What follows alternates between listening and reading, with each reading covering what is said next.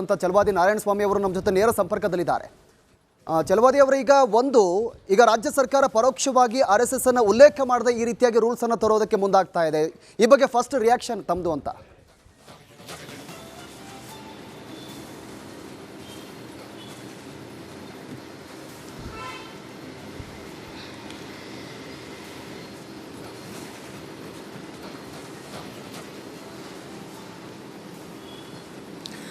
ನೋಡಿ, ಕಾನೂನಿಗೆ ಮೀರಿದ ಸರ್ಕಾರ ಈ ದೇಶದಲ್ಲಿ ಇಲ್ಲ. ಬಾಬಾ ಸಾಹೇಬ್ ಅಂಬೇಡ್ಕರ್ ಅವರು ಕೊಟ್ಟಿರ್ತಕ್ಕಂಥ ಸಂವಿಧಾನದ ಅಡಿಯಲ್ಲಿ ಸರ್ಕಾರಗಳು ಕೆಲಸ ಮಾಡ್ತವೆ, ನ್ಯಾಯಾಲಯಗಳು ಕೆಲಸ ಮಾಡ್ತವೆ, ಸಂಘ ಸಂಸ್ಥೆಗಳು ಕೂಡ ಕೆಲಸ ಮಾಡ್ತವೆ. ಈ ಸಂದರ್ಭದಲ್ಲಿ ಯಾವುದೇ ಚಟುವಟಿಕೆ ಅಧಿಕಾರಿಗಳಾಗಲಿ ಬೇರೆಯವರು ಮಾಡ್ತಕ್ಕಂಥ ಸಂದರ್ಭದಲ್ಲಿ ಅವರು ಅನುಮತಿ ಪಡಿಬೇಕು ಸರ್ಕಾರದ ಅನ್ನೋದಿದೆಯಲ್ಲ, ಇದೇ ಕಾನೂನಿಗೆ ವಿರುದ್ಧವಾದದ್ದು. ಅಲ್ಲಿರ್ತಕ್ಕಂಥದ್ದು ರಾಜಕೀಯ ಚಟುವಟಿಕೆಗಳಲ್ಲಿ ಅಧಿಕಾರಿಗಳು ಪಾಲ್ಗೊಳ್ಳಬಾರದು, ಅದು ಕಾನೂನಲ್ಲಿದೆ. ಅದಕ್ಕೆ ನೀವು ನಿರ್ಬಂಧ ಏರಬಹುದು. ಅದನ್ನು ಬಿಟ್ಟು ಸಂಘಟನೆಗಳು, ಸಂಘ ಸಂಸ್ಥೆಗಳು, ರಾಜಕೀಯೇತರ ಸಂಘಟನೆಗಳು ಅದು ಯಾವುದೇ ಇರ್ಬೋದು, ಅನುಮತಿ ಪಡಿಬೇಕು ಅನ್ನೋದು ಕಾನೂನಿಗೆ ವಿರುದ್ಧವಾಗಿದೆ. ಇದು ಅನೂರ್ಜಿತವಾಗ್ತಕ್ಕಂಥ ಅವರ ನಿಲುವು ಅಂತಕ್ಕಂಥದ್ದು ನನ್ನ ಅನಿಸಿಕೆ. ಈಗ ಲಾಠಿ ಹಿಡ್ಕೊಂಡು ಸಾರ್ವಜನಿಕ ಸ್ಥಳಗಳಲ್ಲಿ ಓಡಾಡ್ತಾ ಇದ್ರು ಅನ್ನೋದು ಒಂದು ಕಾಂಗ್ರೆಸ್ನ ಆರೋಪ. ಈ ಬಗ್ಗೆ ನೀವೇನು ಹೇಳ್ತೀರಂತ? ಅದಕ್ಕೆ ನಾವು ಬ್ರೇಕ್ ಮಾಡಿದ್ದೀವಿ ಅಂತ ಹೇಳ್ತಿದ್ದಾರೆ ಅವರು.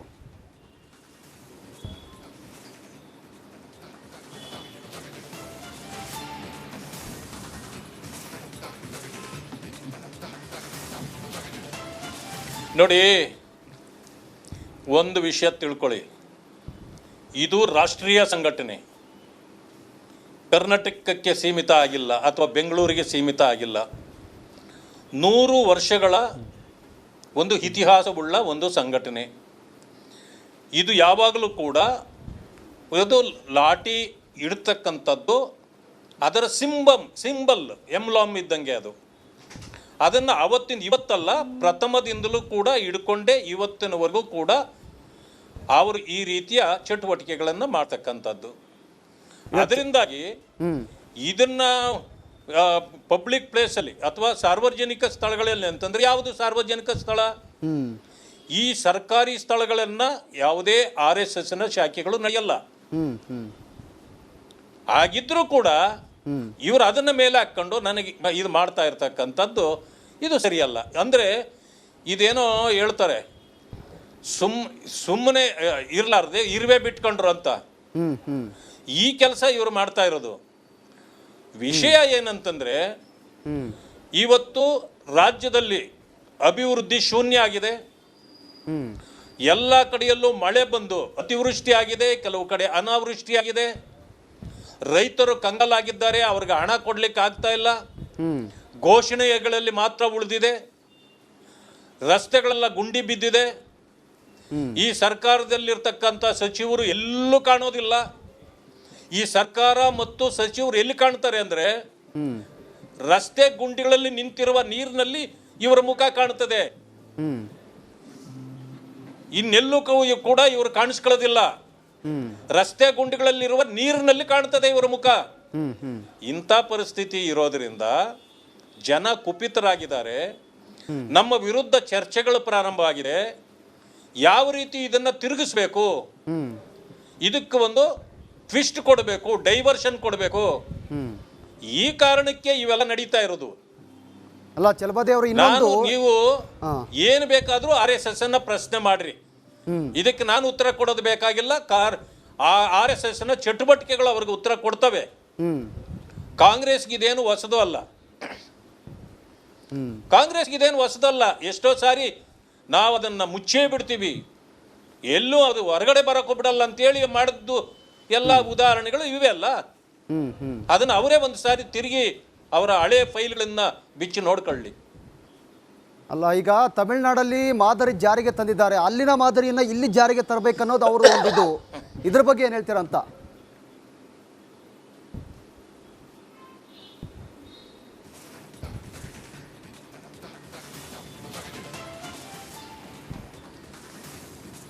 ನೋಡಿ, ಒಬ್ಬೊಬ್ಬರಿಗೆ ಒಂದೊಂದು ಮಾದರಿಗಳಿರ್ತದೆ. ಅವ್ರ ಮಾದರಿಯನ್ನೇ ಇವರು ಅನುಸರಿಸೋದಾದರೆ ಅವ್ರಿಗೂ ಇವ್ರಿಗೂ ಏನು ವ್ಯತ್ಯಾಸ ಇಲ್ಲ. ಇವತ್ತು ಏನೋ ಇಲ್ಲಿ ಅಧಿಕಾರದಲ್ಲಿ ನೀವಿದ್ದೀರಿ, ಕಾಂಗ್ರೆಸ್ ಮಾತ್ರ ಇಲ್ಲಿ ದಕ್ಷಿಣ ಭಾರತದಲ್ಲಿ ಕೇವಲ ಇಲ್ಲಿ ಒಂದು ಮಾತ್ರ ಇದ್ದೀರಿ, ಇಲ್ಲ 2 ಕಡೆ ಇದ್ದಾರೆ. ಉತ್ತರ ಭಾರತದಲ್ಲಿ ಪೂರ್ತಿ ನೀರಿನಲ್ಲಿ ಕೊಚ್ಕೊಂಡು ಹೋದಂಗೆ ಹೋಗಿಬಿಟ್ಟಿದೆ. ಅವ್ರ ಸ್ಟ್ಯಾಂಡರ್ಡ್ ಇವತ್ತು ನೆಲ ಮುಟ್ಟಿಬಿಟ್ಟು ಹೋಗಿದೆ. ಇನ್ನು ಮುಂದಿನ ದಿನಗಳಲ್ಲಿ ನಾವು ಅಧಿಕಾರಕ್ಕೆ ಬರ್ತೀವಿ ಅಂತಕ್ಕಂಥ ಭರವಸೆಯನ್ನೇ ಕಳ್ಕೊಂಡಿದೆ.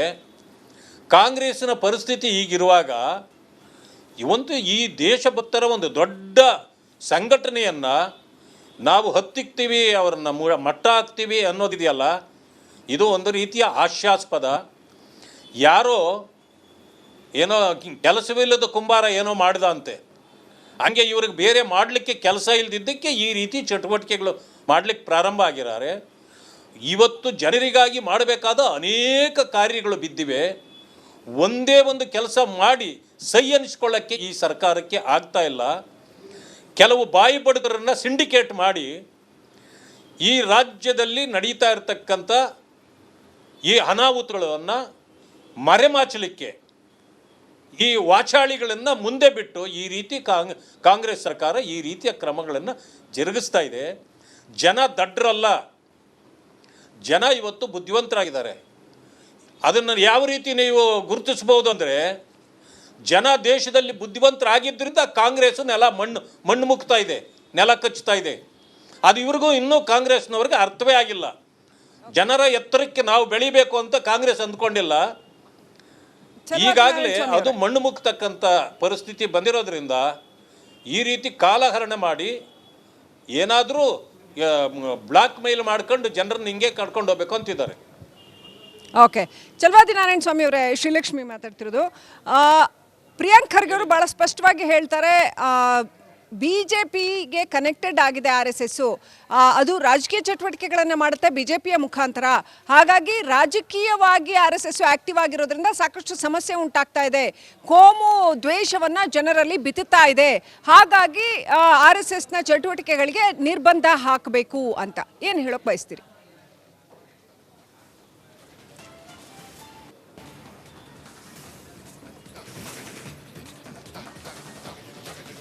ಈಗ ಕೋಮು ಸೌಹಾರ್ದತೆಯನ್ನು ಹಾಳು ಮಾಡ್ತಾ ಇರತಕ್ಕಂಥದ್ದು ಕಾಂಗ್ರೆಸ್ಸೇ ಹೊರತು ಬೇರೆ ಯಾರೂ ಅಲ್ಲ.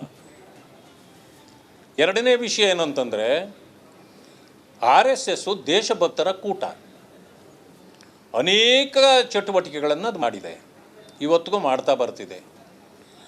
RSSಗೆ ಯಾರಾದರೂ ಸೇರಿದರೆ ಮಂತ್ರಿ ಆಗಲ್ಲ, ಶಾಸಕ ಆಗಲ್ಲ, ಅಲ್ಲಿ ಏನೂ ಆಗೋದಿಲ್ಲ ಅವರು. ಆದರೆ ಯಾಕೆ ಕೋಟ್ಯಾಂತರ ಭಕ್ತರು ಅವರ ಜೊತೆಯಲ್ಲಿದ್ದಾರೆ, ಈ ದೇಶಕ್ಕಾಗಿ ಅಷ್ಟೇ, ಬೇರೆ ಏನೂ ಅಲ್ಲ. BJP ರಾಜಕೀಯ ಸಂಘಟನೆ. ಇವತ್ತು RSS BJPಗೆ ಸಪೋರ್ಟ್ ಮಾಡಬಹುದು. BJPಗೆ ಮಾತ್ರ ಅಲ್ಲ, ಕಾಂಗ್ರೆಸ್ಸು ಕೂಡ ದೇಶಭಕ್ತ ಮಾತುಗಳನ್ನು ಆಡಿದರೆ, ಯಾರು ಭಯೋತ್ಪಾದನೆಯನ್ನು ಮಾಡ್ತಾರೆ ಅದನ್ನು ವಿರೋಧಿಸಿದರೆ ಆ RSS ಅವ್ರಿಗೂ ಕೂಡ ನಾಳೆ ಸಹಾಯ ಮಾಡ್ಬೋದು. ಅದೇನು ನಾವು ಕಾಂಗ್ರೆಸ್ ನಮಗೆ ಬೇಡ ಅಂತ ಯಾವತ್ತೂ RSS ಹೇಳ್ಕೊಂಡಿಲ್ಲ ಎಲ್ಲೂ. ಅದರಿಂದ ದೇಶದ ಪರವಾದ ಚಿಂತನೆಗಳನ್ನು ಅವರು ಮಾಡಿದರೆ ಅವ್ರಿಗೂ ನಾಳೆ RSS ಸಪೋರ್ಟ್ ಮಾಡ್ಬೋದು. ಆದರೆ ನೀವೇನು ಮಾಡ್ತಿದ್ದೀರಿ, ಭಾರತ್ ಮಾತಾ ಕಿ ಜೈ ಅಂದವ್ರನ್ನ ಜೈಲಿಗೆ ಹಾಕ್ತೀರಿ, ಪಾಕಿಸ್ತಾನ್ ಜಿಂದಾಬಾದ್ ಅಂದವ್ರನ್ನ ನೀವು ತಲೆ ಮೇಲೆ ಎತ್ತಿ ಮೆರೆಸ್ತೀರಿ. ಅದು ಅವರಿಗೆ ಹಿಡಿಸೋದಿಲ್ಲ ಅಷ್ಟೇ. ನೀವು ದೇಶಭಕ್ತರ ಕೂಟ, ನಾವು ದೇಶದ ಪರವಾಗಿ ಹೋರಾಟ ಮಾಡ್ತೀವಿ, ದೇಶಕ್ಕಾಗಿ ನಾವು ಅಂತ ಹೇಳಿ ಅವರು ಸಪೋರ್ಟ್ ಮಾಡ್ತಾರೆ. ಹೌದು, ಹೇಳಿ. ನಾರಾಯಣ ಸ್ವಾಮಿ ಅವರೇ, ನೋಡಿ, ಪ್ರಿಯಾಂಕ್ ಖರ್ಗೆ ಅವರು ಎಷ್ಟು ಪ್ರಬಲವಾಗಿ ಇನಿಷಿಯೇಟಿವ್ ತಗೊಂಡು ವಿಶ್ವದ ಅತಿ ದೊಡ್ಡ ಸಂಘಟನೆಯನ್ನ ಬ್ಯಾನ್ ಮಾಡಬೇಕು ಅಥವಾ ಅದ್ರ ಮೇಲೆ ನಿರ್ಬಂಧ ಹಾಕಬೇಕು ಅಂತಾರೆ. ಶಾಖೆಗಳನ್ನು ನಡೆಸುವ, ಸಂಸ್ಕಾರವನ್ನು ಕಲಿಸುವ, ಪಥಸಂಚಲನ ಮಾಡುವ ಒಂದು ಸಂಘಟನೆಯ ವಿರುದ್ಧ ಪ್ರಿಯಾಂಕ್ ಖರ್ಗೆ ಅವರು ಅದು ಕೋಮುದ್ವೇಷವನ್ನು ಬಿತ್ತುತ್ತಾ ಇದೆ ಅಂತ ಹೇಳಿ ಸರ್ಕಾರದಿಂದ ಒಂದು ನಿಯಮಗಳನ್ನು ಜಾರಿಗೆ ತರುವಲ್ಲಿ ಒಂದು ಹಂತಕ್ಕೆ ಯಶಸ್ವಿ ಆಗ್ತಾರೆ ಅಂತ. ಆದರೆ ಬಿಜೆಪಿ ಅವರಿಗೆ ಆ ಥರದ ಅನೇಕ ಸಂಘಟನೆ, ಅಂದರೆ ಬೇರೆ ಥರದ ಸಂಘಟನೆಗಳು, ಯಾವ ಸಂಘಟನೆಗಳು ಬಾಂಬು ತಯಾರು ಮಾಡ್ತಾವೋ, ಯಾವ ಸಂಘಟನೆಗಳು ಪ್ರಾರ್ಥನಾ ಸ್ಥಳದಲ್ಲಿ ಶಸ್ತ್ರಾಸ್ತ್ರಗಳನ್ನು ಇಡ್ತಾವೋ, ಯಾವ ಸಂಘಟನೆಗಳು ಎಳೆಯ ಮಕ್ಕಳ ತಲೆಯಲ್ಲಿ ಧರ್ಮಾಂಧತೆಯನ್ನು ತುಂಬುತ್ತಾವೋ ಅಂಥವನ್ನು ಇಷ್ಟೇ ಗಟ್ಸ್ನಿಂದ ಬ್ಯಾನ್ ಮಾಡಿ ಅಂತ ಹೇಳಿ ಸರ್ಕಾರದ ಮೇಲೆ ಪ್ರಭಾವ ಬೀರಿ, ಅಟ್ಲೀಸ್ಟ್ ನಿಮ್ಮ ಸರ್ಕಾರ ಇದ್ದಾಗಲಾದರೂ ಅವುಗಳ ಮೇಲೆ ನಿರ್ಬಂಧ ಹೇರುವ ತಾಕತ್ತು ಬಿಜೆಪಿಯ ಯಾವ ನಾಯಕರಿಗೂ ಯಾಕೆ ಇಲ್ಲ? ಯಾಕೆ ಇದೇ ಕೆಲಸವನ್ನ ನಿಮ್ಮ ಸರ್ಕಾರ ಇದ್ದಾಗ ನೀವುಗಳು ಮಾಡಲಿಲ್ಲ?